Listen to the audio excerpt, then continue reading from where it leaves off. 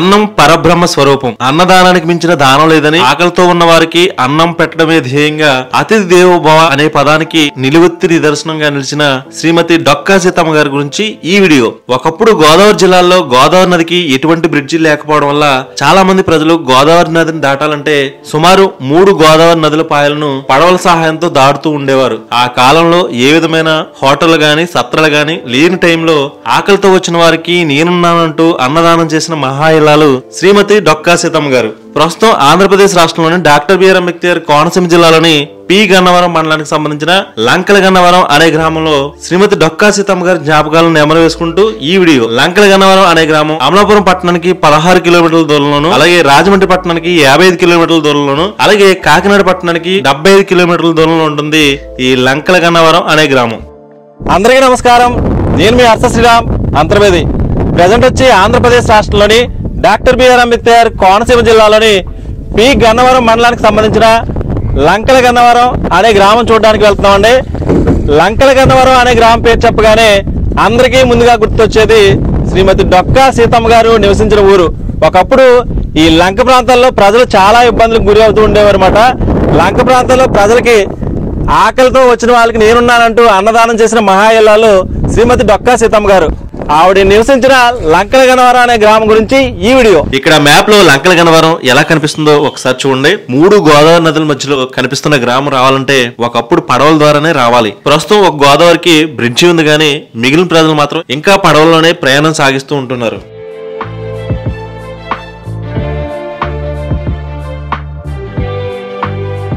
ఈ లంకల గన్నవరం చుట్టుపక్కల ప్రాంతాల్లో రీసెంట్ గా అయితే మొన్న వరదల కారణంగా మొత్తం ఈ ప్రాంతం అంతా ముంపుకు గురైంది. ప్రస్తుతం అయితే ఈ ప్రాంతాలంతా ఈ విధంగా ఉంది. యాక్చువల్ గా ఒకప్పుడు అయితే పాక ఉండేది, బట్ ఆ పాక కూడా మన వరదలకు మొత్తం మునిగిపోయింది. వరద ఎంత వరకు వచ్చిందండి మొన్న? అదిగోండి అక్కడ దాకా వచ్చిందండి. ఓకే. అంటే ఆ మూడు పెంట్లు ఉన్నాయండి పైకి. మొత్తం ఆ 3 పెంట్ల కింద అంతా చెత్త చూడండి, అక్కడ దాకా వరద అండి. మొత్తం అంతా లాగేసిందండి. అక్కడ దింపబోడండి బోటు జనాలు. ఒకప్పుడు డొక్కా సీతమ్మ గారు ఈ ఏరియాలోనే ఉండేవారట కదా, ఎదరంట కదా. అదండి ఎదరండి. ఈ చుట్టుపక్కల లంకలందరికి వచ్చినా గానీ ఎవరు వచ్చినా ఇప్పుడు పెట్టి ఉండేవారంట కదా. ఆవిడ మొత్తం ప్యాసింజర్ ఎక్కడ వచ్చినా సరే అండి ఊరి నుంచి గుంటూరు వస్తే డొక్కా సీతమ్మ గారి ఇంటికాడికి వెళ్తే మనం అనుకుంటే మన కంటంలో డొక్కా సీతమ్మ గారి ఇంటికాడ ఎట్టిస్తే భోజనము అక్కడ తిందాం బాబు అంటే ఆవిడకి మా మాట గోగలో పడిపోయింది. వంట చేసి రెడీగా పెట్టేసింది. మొన్న కేంద్రంలో కూడా ఆవిడ పేరే పిలికిందండి. మధ్యాహ్న భోజన పథకానికి కూడా ఆవిడ పేరే పెట్టారండి. చూసారు కదా, చాలా మందికి కోనసీమ అంటేనే డొక్కా సీతమ్మ గారి పేరు తెలియని వాళ్ళు ఎవరు ఉండరన్నమాట. అంతటి మహాయిల్లాలు శ్రీమతి డొక్కా సీతమ్మ గారు. ఈ లంక ప్రాంతాలు ఎందుకు చూపిస్తున్నారంటే మొత్తం అంతా ఒకప్పుడు ఇదంతా లంక ప్రాంతాలు. ఇలా వరదలు వచ్చినప్పుడు తాగడానికి నీరు ఉండదు, తినడానికి తిండి ఉండదు, చాలా ఇబ్బందులు పడుతూ ఉంటారు. అలాంటి వారికి నేనున్నానంటూ అన్నదానం చేసిన మహాయిల్లాలు శ్రీమతి డొక్కా సీతమ్మ గారు. ఒకసారి ఈ బోట్ జర్నీ ఉంటుందండి, బోట్ జర్నీ కూడా చేసి ఈ లంక ప్రాంతాలు ఏ విధంగా ఉన్నాయో చూద్దామండి.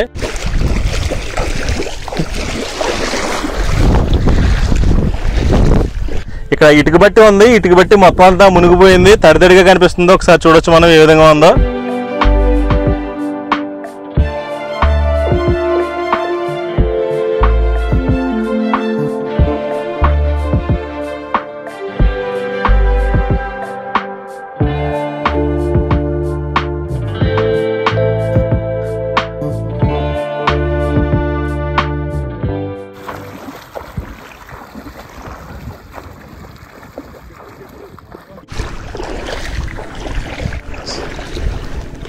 గన్నవరం ఆ చుట్టుపక్కల ప్రాంతాల్లో బోట్ జర్నీ చేయాలంటే ఇలా జర్నీ చేయాలి. ప్రస్తుతం వరద కూడా ఇంకా పూర్తిగా తగ్గలేదు.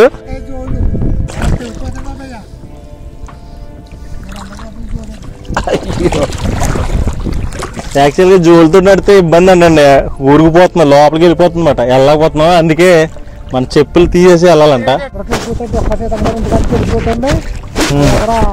ఇంకో రేవు ఉంది, ఆ రేవు తప్పితే కాసంట వెళ్ళిపోద్ది అన్నమాట. ఓకే. మా బాధలు ఎలా ఉంటాయన్నమాట. ప్రస్తుతం అయితే ఒక బోట్ వస్తుంది చూడండి, అక్కడ లాంగ్ లో బోట్ వస్తుంది. ఆ బోట్ ఎక్కి మనం అవతల పక్క వెళ్ళాలి.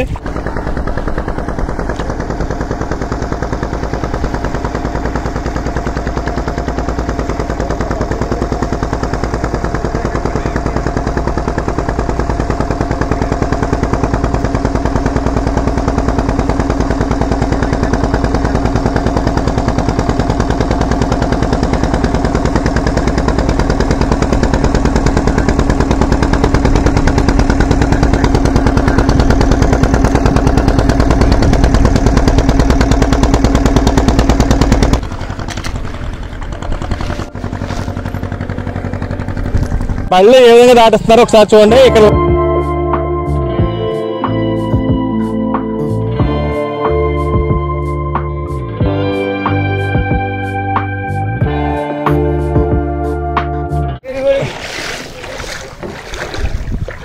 మూటలు మూసుకుని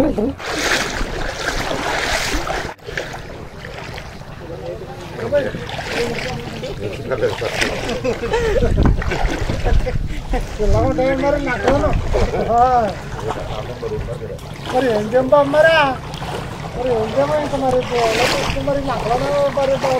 మరి బండి కూడా ఎక్కించడం ఎలా ఎక్కిస్తున్నారో చూడొచ్చు. మొత్తం అంతా బండి మునిగిపోయి ఉంది. ఈ బండి పడవ ఎక్కిస్తున్నారు. మరి పడవ ఎక్కించే విధానం కూడా చూడొచ్చు మీరు ఏ విధంగా ఉందో.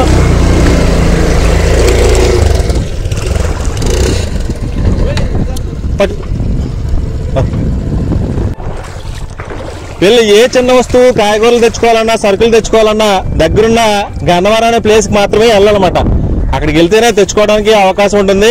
ప్రస్తుతం అయితే చాలా దేశాలు చాలా రాష్ట్రాలు అన్ని డెవలప్ అయిపోయినాయి. కానీ ఈ చుట్టుపక్కల లంక ప్రాంతాలు కూడా నేటికి కూడా డెవలప్ కాకుండా ఎలా ఉండిపోయినాయి. ప్రస్తుతం ఎలా ఉందంటే ఒకప్పుడు లంక గన్నవరం అనే గ్రామంలో డొక్కా సీతమ్మ గారు నివసించినప్పుడు ఎలా ఉండేదో మనకు అర్థమవుతుంది.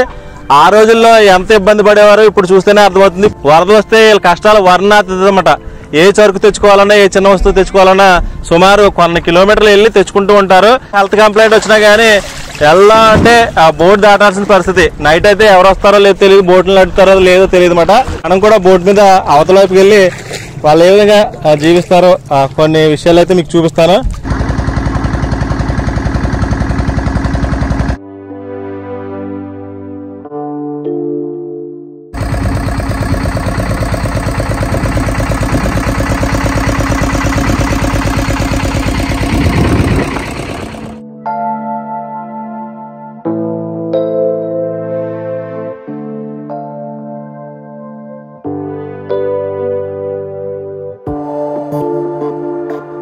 లంక ప్రాంతాల్లో ఎక్కువగా కొబ్బరి పంట పండిస్తూ ఉంటారు.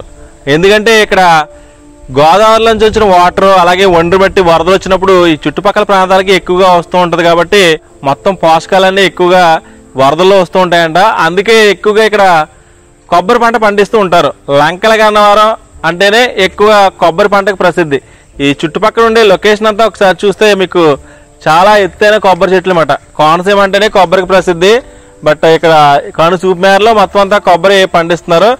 అంటే ఇక్కడ కొబ్బరి పంట ఎక్కువగా పండిస్తారు లంకల గన్నవరంలో అనే చూపించడానికి ఈ ప్లేస్ చూపిస్తున్నారు.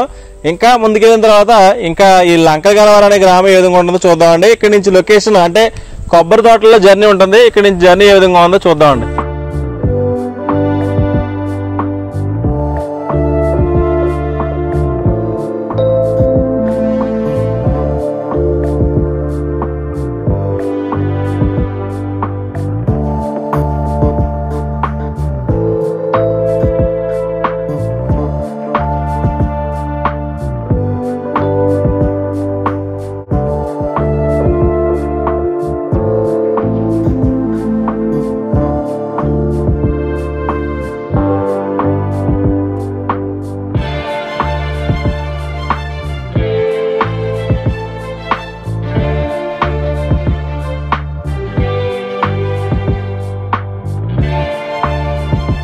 లంకల గన్నవరం అనే ఊళ్ళో ఉన్నామండి. ఈ ఊళ్ళో ఇక్కడ దూరంగా కనిపించేదే డొక్కా సీతమ్మ గారి ఇల్లు అన్నమాట. చూడడానికి 2 పెంకుటిల్లు కనిపిస్తున్నాయి కదండి. అవన్నీ కలిపి ఒకే పెంకుటిల్లు కింద ఉండేదట. చూడొచ్చు ఏ విధంగా కనిపిస్తుందో. ఒకటి డౌన్ లో ఉంది, ఒకటి హైట్ ఉంది. డొక్కా సీతమ్మ గారి అయితే హైట్ లో ఉండేదట. మన దగ్గరికి వెళ్ళి చూద్దాం.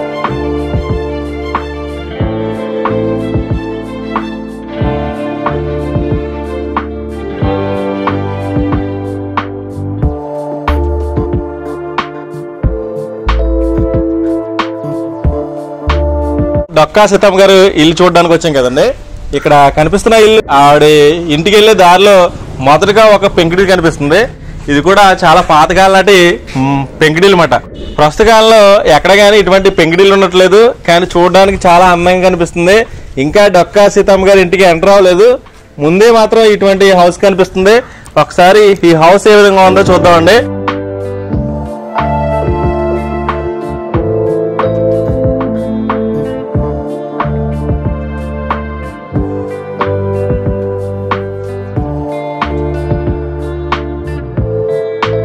ఈ హౌస్ చూడడానికి చాలా ముచ్చటగా ఉందన్నమాట.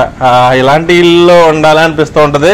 బయట చాలా విపరీతమైన ఎండ వస్తుంది, బట్ ఏంటంటే చాలా కూల్ గా ఉందన్నమాట. ఇది డొక్కా సీతమ్మ గారు వాళ్ళ మరిది సంబంధించిన హౌస్ మాట. ఒకప్పుడు ఈ హౌస్ ఆ హౌస్ రెండు కలిసి ఉండేవట. కాలక్రమేణా దీన్ని సెపరేట్ చేసి ఈ విధంగా ఉంచారన్నమాట. ఇది కూడా రెండు కలిసే ఉండే. ఇది డౌన్ లో ఉంది కదండి, అది రీసెంట్ గా దాన్ని వరదలకి మునిగిపోతుంటే దాన్ని కొంచెం హైట్ చేశారన్నమాట.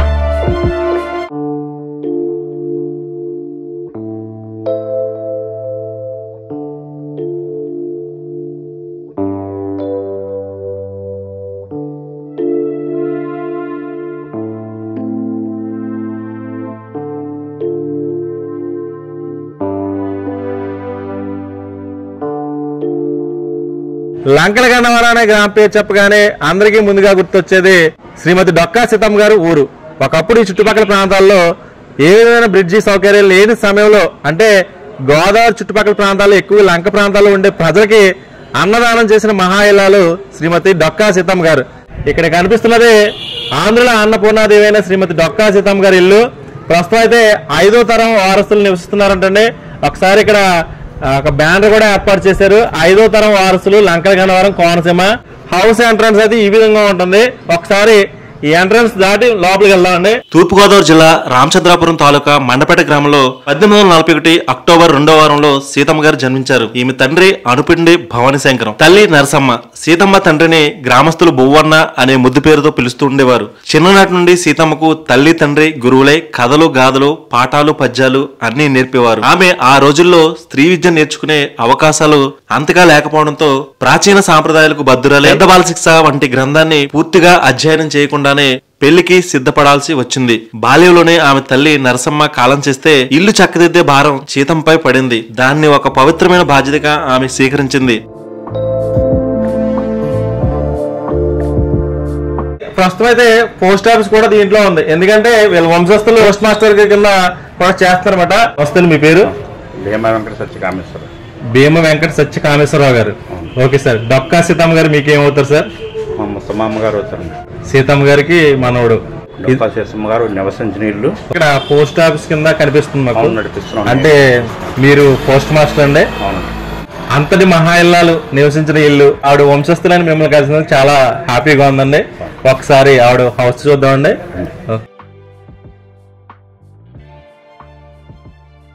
ఒకసారి లోపలికి వెళ్ళి లోపల ప్లేస్ ఏ విధంగా ఉందో ఒకసారి చూద్దామండి.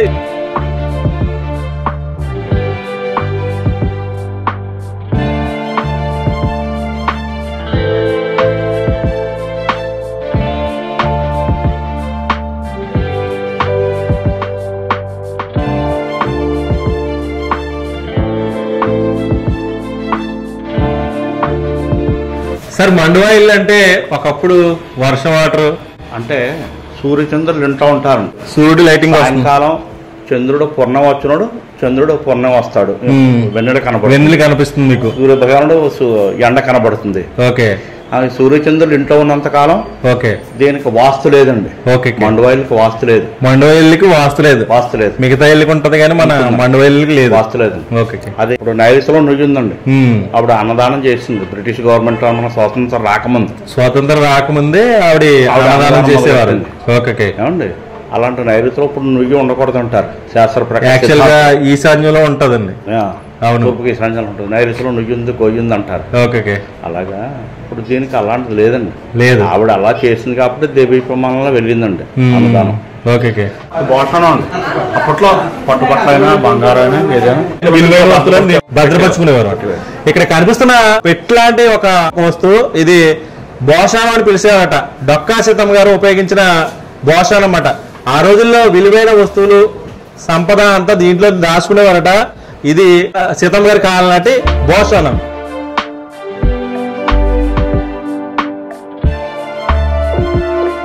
నమస్తే. ఎక్కడి నుంచి వచ్చారు మీరు? రామచంద్రపురం నుంచి వచ్చాను. రామచంద్రాపురం నుంచి. ఇది వరకు ఇలా వెళ్ళేవాళ్ళం కానీ అంతవరకు చూసేవాళ్ళం కదండి. కొడమంచులు అది వెళ్ళేవాళ్ళం. ఓకే.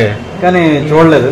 ఓకే. ఒకసారి చూద్దాం అసలు చెప్పి ఇలా వచ్చాము. డొక్కా సీతమ్మ గారి ఇల్లుని చూడడానికి చాలా మంది వస్తూ ఉంటారు అన్నమాట పర్యాటకంగా. అంటే మన కోనసీమ చుట్టుపక్కల ప్రాంతాల్లో ఎవరు వచ్చినా గానీ తప్పకుండా మన ఆంధ్ర అన్నపూర్ణాదేవి అయిన శ్రీమతి డొక్కా సీతమ్మ గారి ఇల్లు చూడకోకుండా వెళ్ళరన్నమాట. అంతటి ప్రసిద్ధమైన ఇల్లు కాబట్టి చాలా మంది వస్తూ ఉంటారన్నమాట. అది ఈ ఇల్లు అని కాదు, చాలా మంది వస్తూ ఉంటారు రోజు. చాలా మంది వాళ్ళకి వచ్చిన వెంటనే వీళ్ళ వంశస్థులు అతిథులకి ఏ విధంగా గౌరవిస్తారో అదే విధంగా వీళ్ళు కూడా కంటిన్యూ చేస్తారన్నమాట వాళ్ళ వంశస్థులు.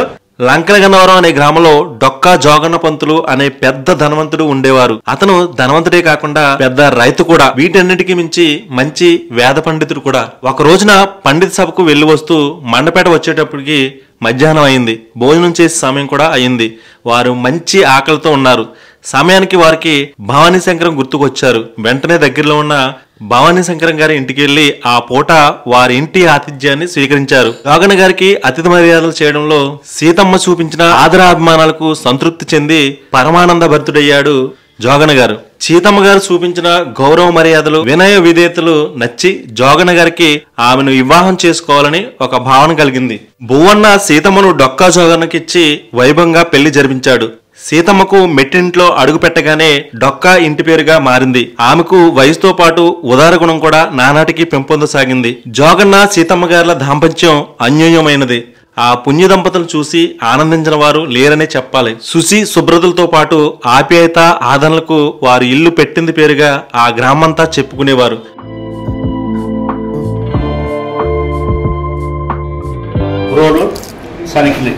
డొక్కా సీతమ్మ గారు ఉపయోగించిన రోలు రుబ్బురోలు ఇది రుబ్బురోలు శనగల పచ్చళ్ళు చేసేవారు, నూరుకునేవారు. ఓకే, దీంట్లో పచ్చళ్ళు చేసేవారు అంటున్నారు డొక్కా సీతమ్మ గారు. చూసారు కదా ఎంతమంది వచ్చినా కాదనకుండా. అసలు అన్నదానం ఈ రోజుల్లో ఒకళ్ళు వచ్చారంటే విసుకునే రోజులు మాట ప్రస్తుతం అయితే. ఆ రోజుల్లో వందలాది మంది ఈవిడింటికి వచ్చినా గానీ వాళ్ళకి కాదనకుండా అన్నదానం చేసేవారట. ఆవిడ ఉపయోగించిన రోలు రుబ్బురోలు అలాగే శనగల పత్రం అయితే ఒకసారి చూడొచ్చు.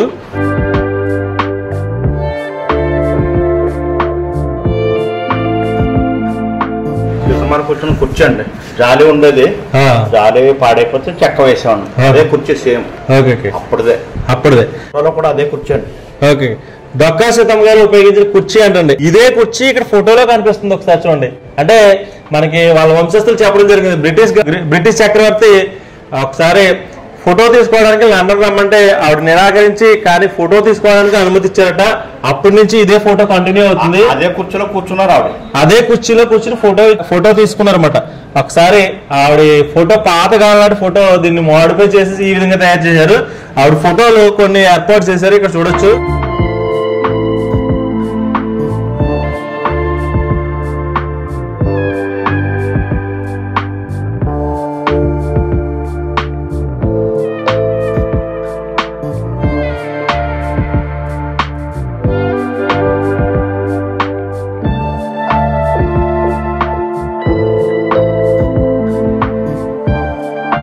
ఇది చాలా పెద్ద ఫోటో అన్నమాట. ఈ మధ్యకాలంలో ఈ హౌస్ కి అట్రాక్షన్ ఏంటంటే పెద్ద ఫోటో. హైదరాబాద్ లో మా అన్నయ్య గారు చేయించారు పెయింటింగ్.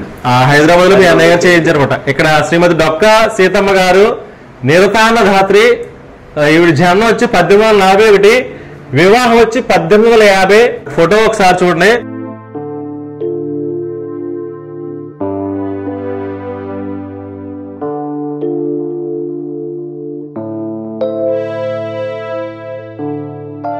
సీతమ్మ గారికి 2 అబ్బాయిలు 2 అమ్మాయిలు అంటండి. ఆ 2 అబ్బాయిలకు సంబంధించిన సంతతి అందరూ దీంట్లోనే చాలా సంవత్సరాలు కాపురాలు చేశారన్నమాట. ఇదంతా చాలా పెద్ద పెంకుడిల్లు అంటండి. అది ఇదో పెంకుడిల్లు, అక్కడ బ్యాక్ సైడ్ కూడా పెంకుడిల్లు కనిపిస్తుంది. ఆ రెండు కలిపి మీకు ఏ విధంగా ఉన్నాయో చూపిస్తాను. పక్కన సీతమ్మ గారు మరిది కుటుంబం ఉంది. ఓకే, ప్రస్తుతం అయితే సీతమ్మ గారు మరిది సంతతి ఆ ఇంట్లో ఉంటున్నారు.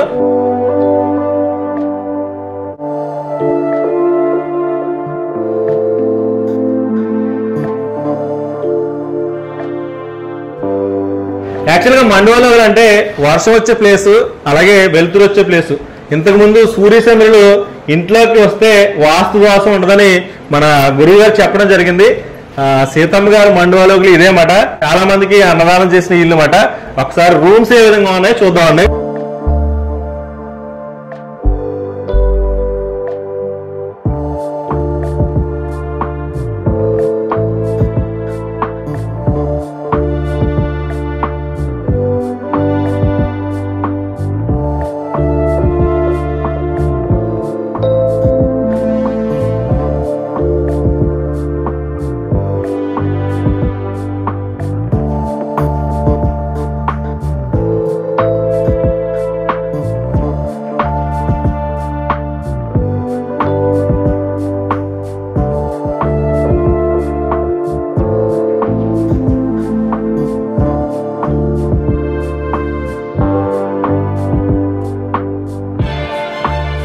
సీతమ్మ గారి కాలం నాటి లైట్ మాట, లైట్ ఇప్పుడు వరకు దాచించారంట, దీపం బుడ్డి మాట. ఒకసారి చూడండి ఏ విధంగా ఉందో.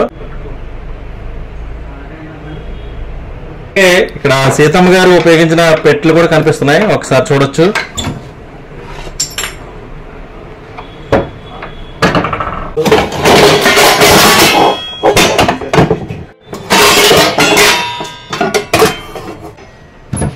అలాగే ఇక్కడ ఒక పెట్టు ఉంది, అది కూడా చూద్దాం.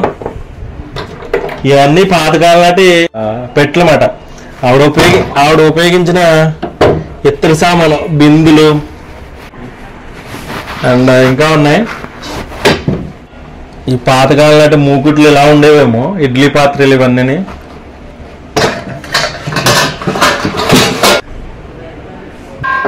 ఇంకా చాలా ఉన్నాయన్నమాట. సీతమ్మ గారు ఉపయోగించిన ఈ ఇత్తడి సామాను చాలా ఉన్నాయి. ఒకసారి ఇక్కడ ఏమున్నాయో ఒకసారి చూడండి.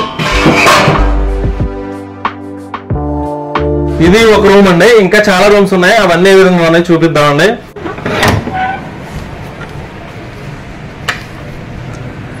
యాక్చువల్గా ఇక్కడ 2 పెంకుటిల్లు కనిపిస్తున్నాయి కదండి. ఈ 2 పెంకుటిల్లు ఒకప్పుడు అంతా ఒకే పెంకుటిల్లు అంట, 2 కలిపే ఉండేవంటండి. కానీ ప్రస్తుతం అయితే దీన్ని సెపరేట్ చేశారన్నమాట. అంటే రాను తరాలు మారుతున్నాయి కాబట్టి వాళ్ళ మరిది సంతతి అయితే ఇక్కడ పక్కన ఉంటారన్నమాట. అది కూడా పెంకుటిల్లే. ఈ పాతకాలం నాటి దూలాలు ఏ విధంగా ఉన్నాయి చూడొచ్చు. ఇది దానికి దీనికి జాయింట్ ఉంటాయి కదండి, కట్ చేశారు. ఇది కొంచెం హైట్ చేశారు అంటే పాతకాలం నాటి ఇల్లు కొంచెం హైట్ చేశారండి. ఎందుకంటే వరదలు వచ్చినప్పుడు కొంచెం మునిగిపోతుందని కొంచెం హైట్ చేయడం జరిగిందంట. ఒకసారి ప్లేస్ చూడండి ఏ విధంగా ఉందో.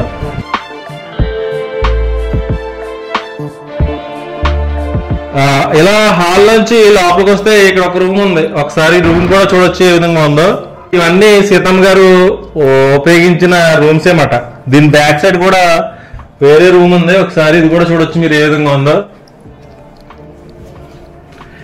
చూడడానికి ఇప్పుడు వరకు మీకు ఇంచుమించు ఒక 5 రూమ్స్ అయితే చూపించాను. బయటకు మాత్రం చిన్నగా కనిపించినాయి కానీ రూమ్స్ అయితే చాలా ఉన్నాయి. ఈ రూమ్స్ అన్ని ఒకసారి ఏ విధంగా ఉన్నాయి చూడండి.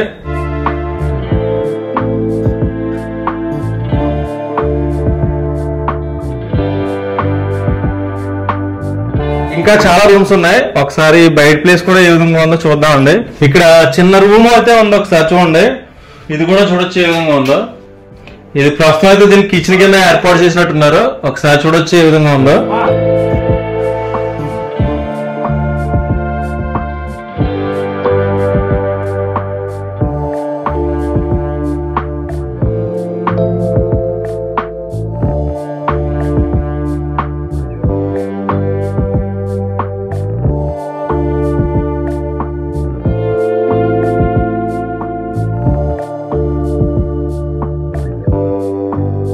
యాక్చువల్గా దీనికి పెరట్ అంటారు కదండి, ప్రతి ఇంటికి పెరట్ ఉంటది. అలాగే ఒకప్పుడు సీతమ్మ గారు ఉపయోగించిన పెరటి అంతా ఇదేమాట. ఇదంతా వంటసాలండి, ఇక్కడే వండేవారట. ఈ ప్లేస్ లోని వంట చేసే ప్లేస్ అంట ఒకప్పుడు అయితేనే. ఇది ఒకసారి ఈ పెరటి అలాగే బ్యాక్ సైడ్ ప్లేస్ కూడా చూడొచ్చు ఏ విధంగా ఉందో.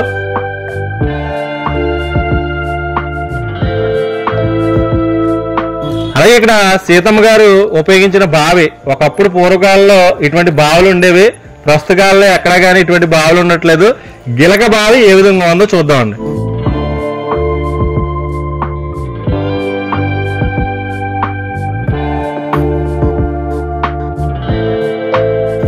అప్పుడు బావులు అంటే ఈ విధంగా ఉండే, అంటే దీంట్లో బావులో బాగుందని చెప్తున్నారు.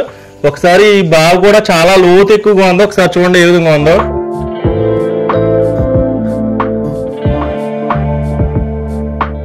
వీళ్ళకి చాలా ఎక్కువ ప్లేస్ ఉందండి, చూడొచ్చు. అంటే ఈ మధ్యకాలంలో దీన్ని సెపరేట్ చేయడం వల్ల ఈ ప్లేస్ ఈ విధంగా ఉంది. కానీ ఒకప్పుడు చాలా ఎక్కువ ఖాళీ స్థలం అయితే ఉంది. ఒకప్పుడు ఈయన జమీందారు అంటే డొక్కా సీతమ్మ గారి భర్త అయితేనే చుట్టుపక్కల ప్రాంతాలకే అంటే సుమారు 400 ఎకరాల పైనే ఉండేదంటాను.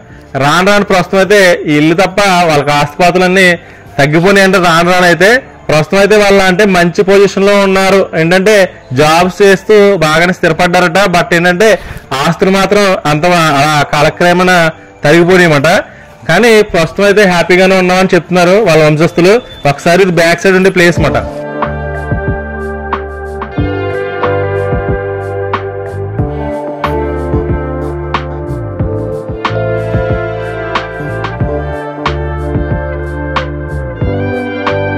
సీతమ్మ గారు పుట్టిల్లు మండపేట అండి. మండపేట అండి ఆవిడ. మండపేట. అది తక్కువ వయసులోనే వివాహం అయిందని విన్నామండి. వాళ్ళ తండ్రి భవానీ శంకరం గారు, తల్లి నరసమ్మ అండి. ఓకే. ఈ జోగన్న గారు వేద పండితుడు, జమీందారు. 400 ఎకరం ఆస్తి ఉందండి అప్పట్లో. ఈయన మండపేట నడుచుకుంటూ వెళ్ళిపోతున్నాడు. అలా మండపేట వెళ్తుంటే అరువు మీద కూర్చున్నా, మీరు ఎవరండి బాబు అని చెప్పేసి ఆ సీతమ్మ గారు తండ్రి భవానీ శంకర్ గారు అడిగితే, నేను పలానా జమీందారుని, డొక్క జోగన్న గారు నాకు అంటే, రెండు బాబు కాలు చేయ కొడుకోండి, భోజనం చేయండి అని చెప్పేసి భవానీ శంకర్ గారు ఆవిడ వండి, సీతమ్మ గారు చిన్నపిల్ల అప్పుడు, ఆవిడ మడిగా వండి ఆయనకి అన్నం పెట్టారు, భోజనం పెట్టారు. భోజనం తిన్న తర్వాత కూర్చొని, మీ అమ్మాయిని ఒక అభ్యంతరం లేకపోతే నేను అడుగుతాను, మీ అమ్మాయిని వివాహం చేసుకుందాం అనుకుంటున్నాను, మీకు ఏమైనా అభ్యంతరం? మాకేటండి బాబు, జమీందారులు మహారాజులో ఇస్తాను చెప్పేసి అక్కడ పెళ్లి చేసి ఇక్కడ పంపేశారు. చూసినట్టే పెళ్లి చేసుకున్నారు. పెళ్లి చేసి ఇక్కడ పంపించేశారు. అత్తారిని పంపేశారు. ఇదే ఆవిడ వచ్చి ఇదే, అప్పటి నుంచి ఇదే హౌస్ అండి. అదే ఇదే హౌస్. మీరు మార్పులు ఏం చేయలేదు? ఏం మార్పులు చేర్పులు చేయలేదు.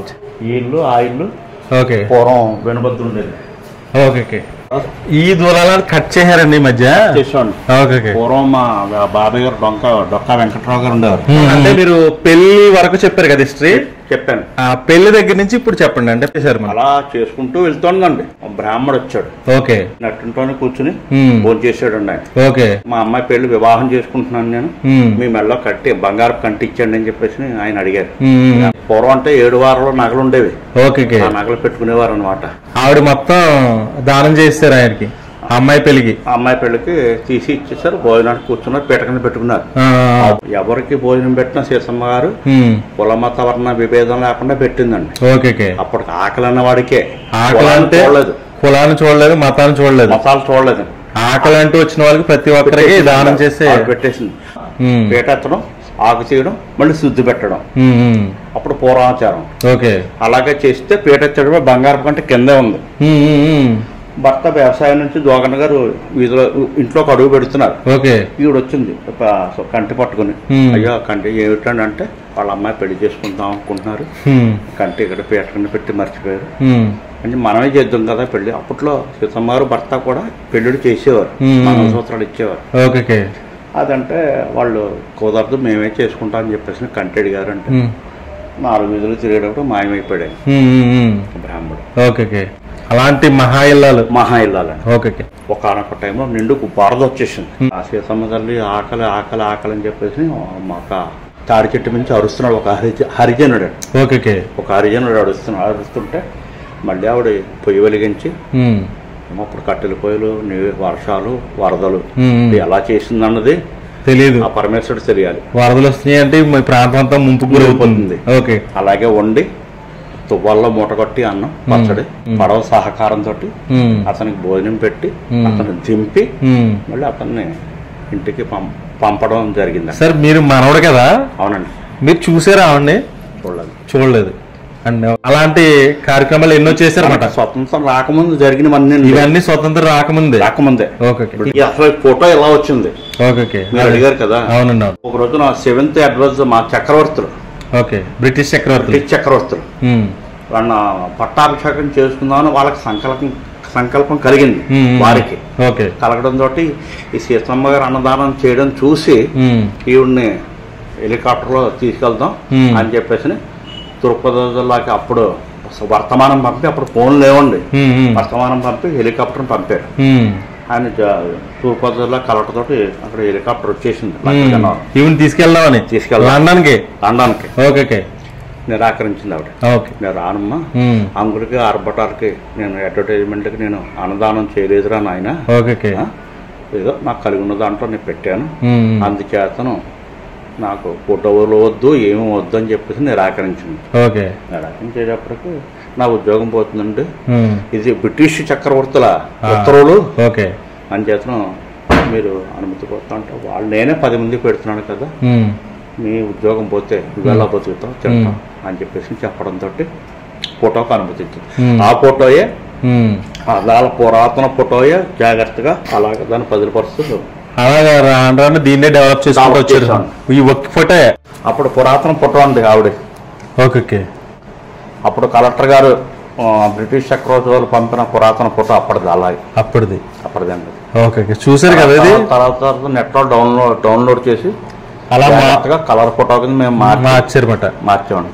యాక్చువల్గా ఇక్కడ కనిపిస్తున్న ఫోటో వచ్చి బ్రిటిష్ గవర్నమెంట్ కి, అంటే సీతమ్మ గారిని తీసుకెళ్దామని బ్రిటిష్ చక్రవర్తి అనుకున్నారంట. బట్ ఈవిడ అనుమతించలేదు అనమాట. కానీ ఫోటోకి మాత్రం వాళ్ళ కోరిక మేరకు అనుమతించారట. ఆవిడ ఫోటో ఒకప్పుడు ఫోటో అన్నమాట. ఇది చాలా మందికి ఈ ఫోటో గురించి తెలియదు. ఇప్పుడు రీసెంట్ గా దీన్ని మార్పు చేసి డెవలప్ చేసి చాలా ఫొటోస్ అయితే వచ్చినాయి. ఒకసారి పురాతన కాలం నాటి ఆవిడ ఫోటో అయితే ఒకసారి చూడొచ్చు మీరు.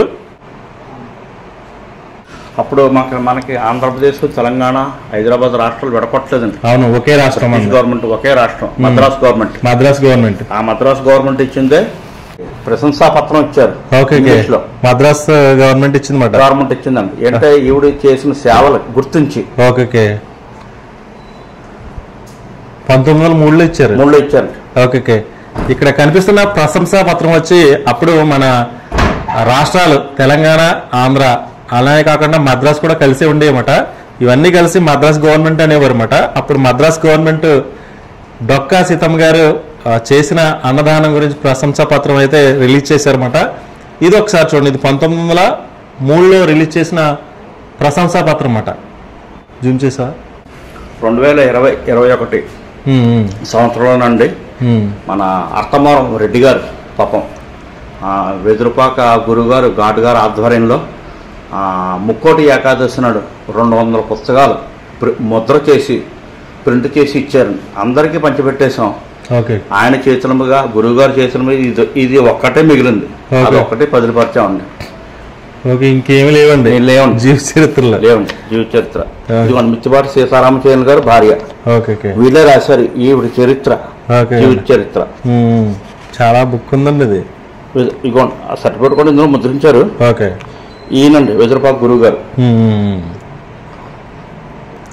డొక్కా సీతమ్మ గారు జీవిత చరిత్ర బుక్ రూపంలో రిలీజ్ చేశారన్నమాట. ఈ బుక్ అయితే ఒకసారి చూడొచ్చు మీరు. ఒకసారి ఇవిడి లక్ష్మీ నరసింహస్వామి అంతర్వేది మేనలో వెళుతూ స్వామివారి దర్శనం చేసుకుందాం. ఒకసారి అంతర్వేది టెంపుల్ కి, అంతర్వేది దేవస్థానానికి బయలుదేరమాట. లక్ష్మీ నరసింహస్వామి దేవస్థానానికి వెళదామని కోరిక కలిగింది ఆవిడకి, సీతమ్మ గారికి. అప్పుడు మేనాలు ఉండేవండి. పలక్కి వేరు, పెళ్లి పలక్కి వేరు, మేనా వేరు. మేనాలు అంటే తీసుకెళ్లేవారు.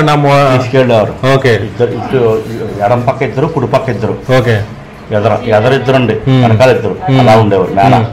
ఇప్పుడు కూర్చునేవారు. అలా పరదాలు ఉండేవి. చూడకుండా, ఎవరు చూడకుండా. వీడియో కాదండి మరి అప్పట్లో. కొంతమంది చూసేవారు కాదు. అలా పక్కన దాపులుండి ఆవిడ అన్నం వడ్డించేది అనమాట. అలా కొట్టకుండా పెట్టేది ఆవిడ.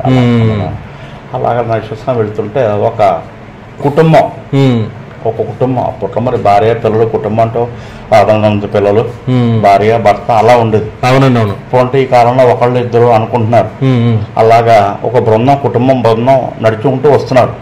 శ్వాస తీర్చుకోవడం ఏటికట్టమి కూర్చున్నారు. అక్కడ కూర్చుంటే అమ్మ ఆకలి పిల్లలు ఏడుస్తుంటే డొక్కా సీతమ్మ ఇల్లు వచ్చేస్తుంది. ఒక 10 నిమిషాలు నడిస్తే మనం వెళ్ళిపోవచ్చు, చేయొచ్చు అని చెప్పేసి వాళ్ళు చెప్పుకుంటే ఇవిడ వెంది మేనాలో. వాళ్ళు మేనా కూడా కాసేపు వాళ్ళు బోయిలు అలసిపోయి కాసేపు ఆపారు. ఆవిడ వెంది శివుని పడింది. ఇలా కావాలని అడిగితే వెళ్ళి ఆవిడ ఉందన్నమాట. అంతర్వేది వెళ్తండి. ఆయన అంతర్వేది అక్కర్లేదు, ఆ పరమేశ్వరుడు ఇక్కడే ఉన్నాడు, లక్ష్మీ నరసింహస్వామి వాళ్ళకు వండి అన్నం పెట్టాలి అని చెప్పేసి పెద్ద గుంపుని మేనా దింపేసి పొయ్యి వెలిగించి మళ్ళీ వంట చేసి ఆర్డర్ పెట్టాను. భోజనం పెట్టే ముందు కూడా ఇంకా పెద్ద ఇస్తడి గ్లాసులు ఉండేవి. బెల్లం పానకం కలిపిచ్చేదండి ఆవిడ ముందు భోజనానికి ముందు బెల్లం పానకం కంపల్సరీ అందరికి ఇచ్చేవారు. ఆ పానకం తాగేటప్పుడు కొంచెం ఆకలి తగ్గేది. ఈ లోపల వంట అయ్యేది, ఆవిడ భోజనం పెట్టేది. ఇది అలా జరిగేదండి. సరే, ఇప్పుడు మీరు అంటే డొక్కా సీతమ్మ గారు అంటే చిన్నప్పుడు పెళ్లి అయిన తర్వాత ఇక్కడికి వచ్చారు కదా, ఆవిడకి సంతానం గురించి నాకు చెప్పలేదు. సంతానం గురించి చెప్తారా? ఫోటోస్ ఇద్దరు కొడుకులండి. సీతమ్మ గారికి 2 కొడుకులు. పెద్ద కొడుకు సుబ్బారెడ్డి గారు, రెండో కొడుకు గోపాలం గారు. ఇది పెద్ద కొడుకు సంతతి ఇల్లు అండి. ఇది పెద్ద కొడుకు సంతతి. సీతమ్మ గారు డైరెక్ట్ గా మీరు కూడా పెద్ద కొడుకు సంతతి సంతతిలో. ఓకే. పెద్ద కొడుకు సుబ్బారెడ్డి గారికి 3 కొడుకులండి. రామభద్ర గారు. ఆ రామభద్ర గారు ఈ సంవత్సరంలో ఏమడలేక ఆస్తి పంచుకొని అమలాపురం వలస వెళ్ళిపోయాడండి రామభద్ర గారు. రెండో కొడుకు రామజోగయ్య గారు. ఏమండి రామజోగయ్య గారు ఒకడే కొడుకు, డొక్కా కృష్ణమూర్తి గారు. ఈయనే డొక్కా కృష్ణమూర్తి గారు. రామజోగయ్య గారు. ఓకే అండి. ఓకే. రామజోగయ్య గారు సుబ్బారెడ్డి గారు రెండో కొడుకు. అవునండి. అవును. ఏమండి మూడో కొడుకు సూర్యనారాయణ గారు. మా తాతగారు. మీ తాతగారు. పెద్ద కొడుకు సూర్యనారాయణ గారు. పెద్ద కొడుకు డొక్కా వీరభద్రం గారు. పెద్ద కొడుకు అండి డొక్కా వీరభద్రం గారు. రెండో కొడుకు అండి పోస్ట్ గోపాలకృష్ణమూర్తి గారు. ఆయన పోస్ట్ మాస్టర్ చేశారండి. ఓకే. ఒక 50 సంవత్సరాలు చేశారు. ఆయన చనిపోయిన తర్వాత నాకు కాంపిటెన్స్ గ్రౌండ్ లో నాకు ఇచ్చారు. 87 చనిపోయారు మా నాన్నగారు. ఈయన మా సొంత బాబాయ్ గారు. ఈయన మా తాతగారు సూర్యనారాయణ గారు కొడుకే. మూడో కొడుకు సూర్యనారాయణ గారికి 3 కొడుకులండి. అదండి. యాక్చువల్ గా డొక్కా సీతమ్మ గారికి 2 అబ్బాయిలు చెప్పారు కదా. అమ్మాయిలు ఉన్నారు సార్? సీతమ్మ 2 అమ్మాయిలండి. 2 అమ్మాయిలు. ఏ ఊరు సార్ వాళ్ళది? ఒక ఆవిడ వెంకటలక్ష్మి, ఒక ఆవిడ నరసమ్మండి. అదండి. ఓకే. ఏ ఊరు సార్ వాళ్ళది? కొంతమంది ఒక ఆవిడ తారూరు విశాఖపట్నం దగ్గర తారూరు జమీందారు గారు విశాఖపట్నం దగ్గర తెలిసి ఉండొచ్చు. తారూరు జమీందారు గారు విశాఖపట్నం దగ్గర. కొంతమంది పేరూరు వచ్చి ఇక్కడ ఇచ్చారన్నమాట. అదండి. రెండో కొడుకు ఇల్లు ఎదురుకుండా సైట్ ఉందండి. వాళ్ళు ఇల్లు శిథిలం అయిపోయింది. పెంకిటిల్లే వాళ్ళు. అది మండవ ఇల్లు అండి వాళ్ళు. సార్ ఒకప్పుడు చాలా ఆస్తులున్న జమీందారు గారి ఇల్లు కదా ఇది? అవునండి. ఎన్నో దానాలు చేసిన ఆవిడ ఇల్లు అన్నమాట. తర్వాత ఆస్తులన్నీ ఉన్నాయి సార్. టైంకి వచ్చేటప్పుడు 4 ఎకరాల ఊడిపితేనే ఉండేదండి. రాను తరిగిపోయాయండి. ఓకే. మీ నాన్నగారు వచ్చేటప్పటికి 4 ఎకరాలు. అందరికి 4 ఎకరాలు వచ్చింది. ఓకే. మరి 4 ఆడపిల్లలు సిస్టర్స్ మా నాన్నగారికి. Okay sir. ఇప్పుడు చేసి పంపేటప్పుడు 4 ఎకరాలు కూడా కరిగిపోయింది. ఆస్తుల పరంగా మొత్తం అంతా అయిపోయింది. కానీ మీరు ప్రస్తుతం ఎలా ఉంది సార్ మీ పరిస్థితి? అయ్యి పరిస్థితి బాగానే ఉందండి. ఓకే. పరమేశ్వరుడు దయ వల్ల, సమర్థ దయ వల్ల మంచిగా మీద బతుకుతున్నాం అండి. పర్వాలేదు. ఎవరికి లోట్లేదు. కానీ ఆస్తులు లేవు కానీ ఏదో అలా కాలం గడుపుతున్నారు హ్యాపీగా. ఓకే అండి. Okay sir. ఇప్పుడు ఆవిడ ఏ వయసులో పెళ్లి అయింది? వాళ్ళ భర్త గారు ఎన్ని సంవత్సరాలు జీవించున్నారు? 9వ ఏటన పెళ్లి అయిందండి.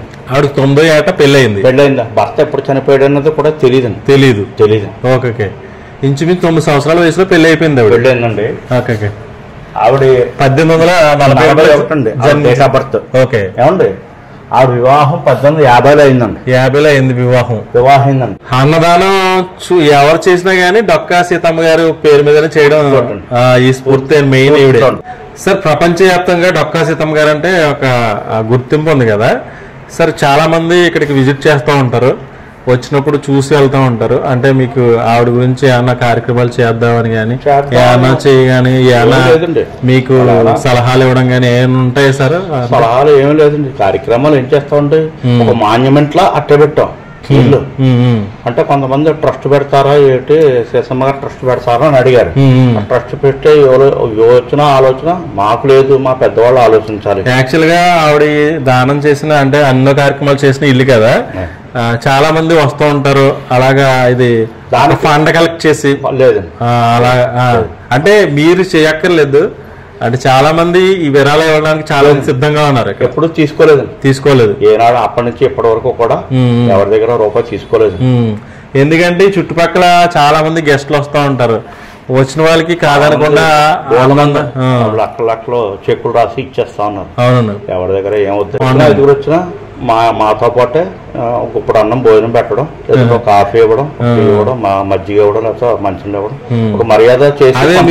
యాక్చువల్ గా ఆ రోజుల్లో ధనవంతులు కాబట్టి చేశారు. ఇప్పుడు క్యారీ చేయాలంటే కష్టం కదండి. అప్పట్లో అసలు హోటళ్ళు లేవండి, లైట్లు లేవు, మన రోడ్లు లేవు, కాళ్ళకి చెప్పులు కూడా ఉండేవి లేవండి. ముందు కూర్చుకుపోయేవి. కూడా అప్పుడు చాలా క్లిష్ట పరిస్థితి అండి. ఇటు భీమవరం నుంచి, ఇటు రావులపాలెం నుంచి, వెస్ట్ గోదావరి, తూర్పుగోదావరి జిల్లా రావాలంటే నదులు దాటి పడవ మీద ప్రయాణం చేసి రావాలండి. ఎక్కడ బ్రిడ్జిలు లేవండి. పడవల మీద వచ్చే వాళ్ళు అందరికి ఆకలి అవుతూ ఉంటది. హోటల్ ఉండేవి కాదు. అప్పట్లో కూడా జమీందారైనా కూడా అసలు అప్పట్లో వరన్నం దొరికిందంటే చాలా గ్రేట్ అండి. అసలు సీతమ్మ గారు వరన్నం తెల్లన్నం వండి పెట్టిందంటే చాలా గొప్ప అండి. అప్పట్లో వరన్నం దొరకలేదండి, అప్పుడు దొరకలేదు ఎవరికి కూడా. అదే చాలా గ్రేట్ అండి. ఆ పేరు ప్రత్యేక అలా వచ్చేయండి అప్పుడు.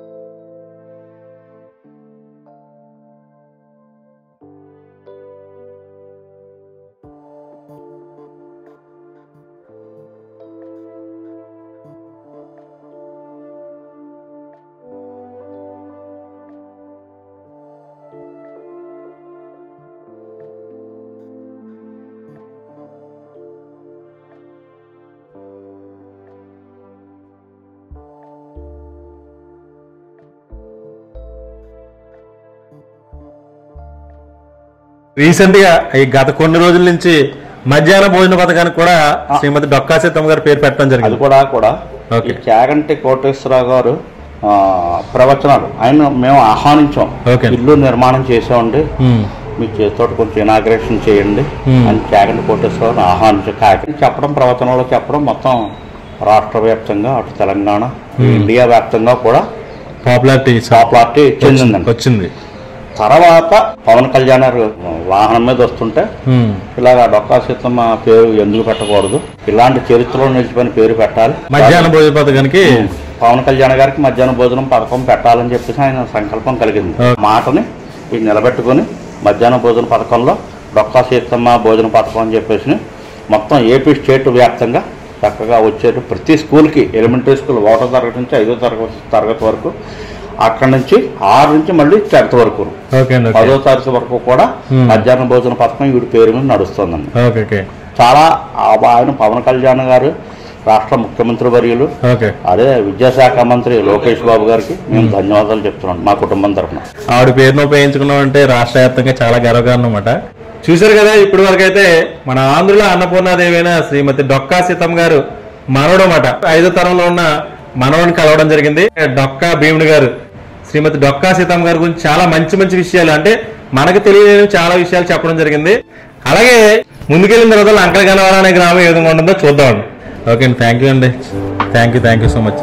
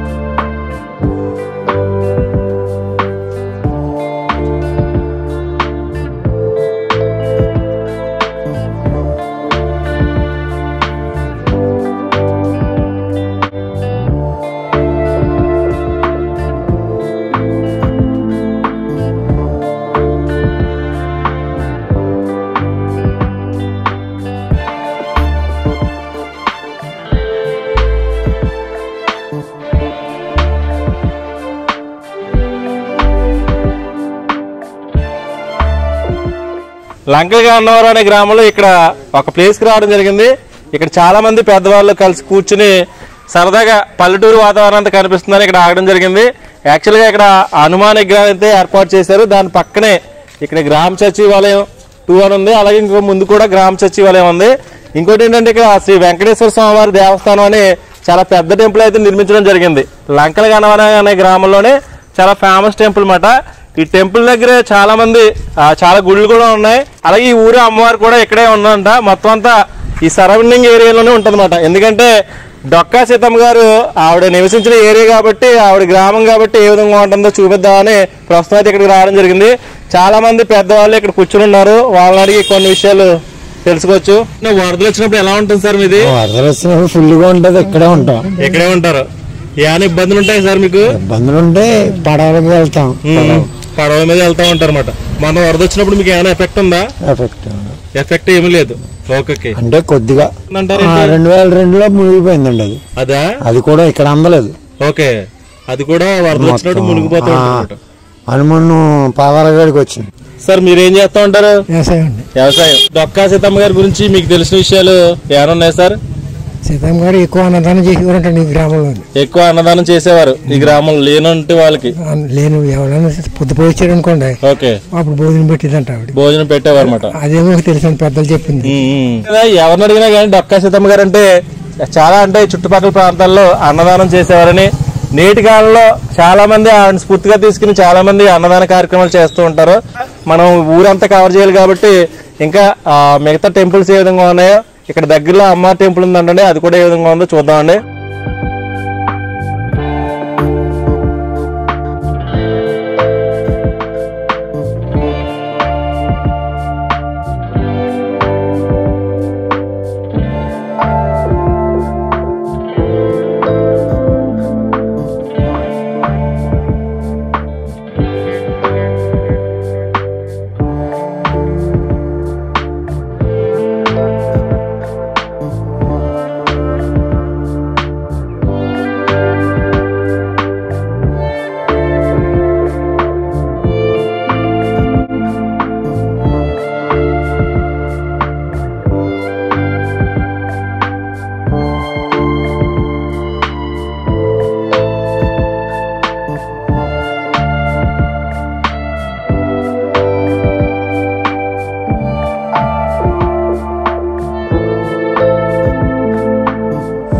ఇక్కడ కనిపిస్తున్న ఆలయం వచ్చి లంకల గన్నవరం అనే గ్రామానికి సంబంధించిన గ్రామ దేవత మహాలక్ష్మి అమ్మవారి టెంపుల్ అన్నమాట. చాలా ఫేమస్ టెంపుల్ అని చెప్తూ ఉంటారు. ఎందుకంటే ప్రతి సంవత్సరం ఇక్కడ మే నెలలో ఇక్కడ జాతర మహోత్సవాలు కూడా బాగా చేస్తూ ఉంటారంటే చాలా పవిత్రమైన ఆలయంగా కొలుస్తూ ఉంటారు అన్నమాట. ఇదే లంకల గన్నవరం అనే గ్రామానికి సంబంధించిన గ్రామ దేవత అమ్మవారి టెంపుల్ అన్నమాట.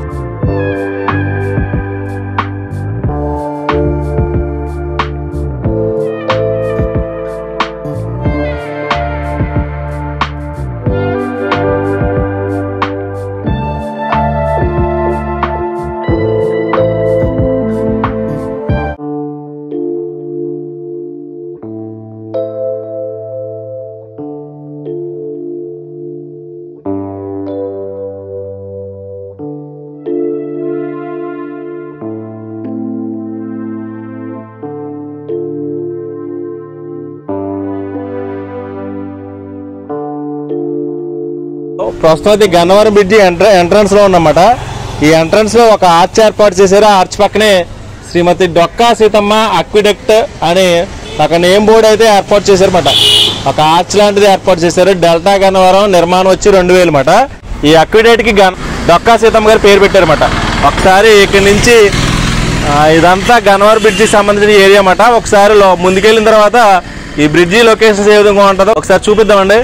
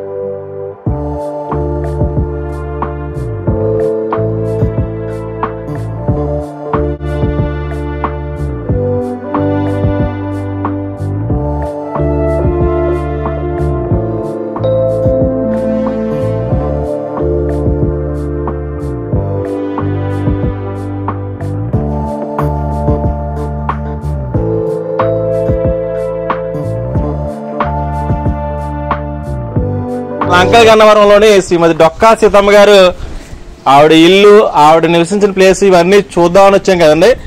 డొక్కా సీతమ్మ గారి విగ్రహం అయితే ఇక్కడ ఏర్పాటు చేశారు. ఒకసారి ఆవిడ విగ్రహం అయితే చూడండి. ఇక్కడ ఎంతో మందికి అన్నదానం చేసిన మహాయిల్లాలు శ్రీమతి డొక్కా సీతమ్మ గారి విగ్రహం అన్నమాట.